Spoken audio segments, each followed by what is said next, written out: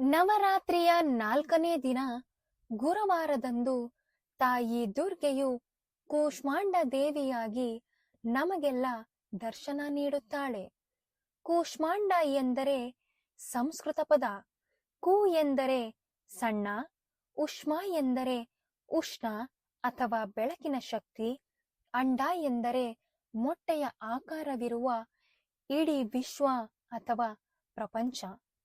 ಈಕೆ ಸಾಕ್ಷಾತ್ ಸೂರ್ಯದೇವನಿಗೆ ಬೆಳಕಿನ ಶಕ್ತಿಯನ್ನು ನೀಡುತ್ತಾಳೆ. ಈಕೆಯು ಬ್ರಹ್ಮಾಂಡದ ಸೃಷ್ಟಿಕರ್ತೆಯೂ ಹೌದು. ಈಕೆಯು ಬ್ರಹ್ಮಾಂಡ ಸೃಷ್ಟಿಸಿದ ನಂತರ ತನ್ನ ಬಲನೇತ್ರ, ಎಡನೇತ್ರ ಮತ್ತು ಮೂರನೆಯ ನೇತ್ರದಿಂದ 3 ವಿಶೇಷ ದೈವಿ ಶಕ್ತಿಯನ್ನು ಸೃಷ್ಟಿ ಮಾಡುತ್ತಾಳೆ.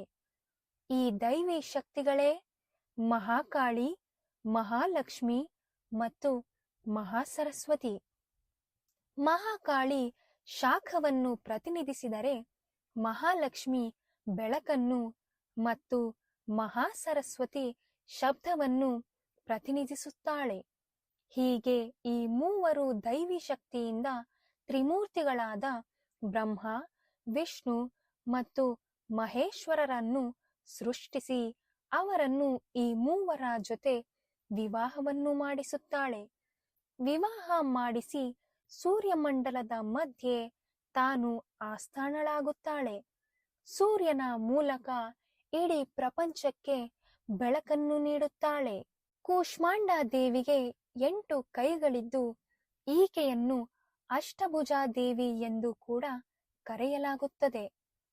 ಗ್ರಹಗಳಲ್ಲೇ ರಾಜನಾದ ಉತ್ತಮ ಗ್ರಹವಾಗಿರುವ ಸೂರ್ಯನಲ್ಲಿ ಕುಳಿತಿರುವ ಈಕೆಯನ್ನು ನವರಾತ್ರಿಯ 4ನೇ ದಿನ ಪೂಜಿಸಿದರೆ ನವಗ್ರಹ ದೋಷಗಳು ಪರಿಹಾರವಾಗುತ್ತದೆ.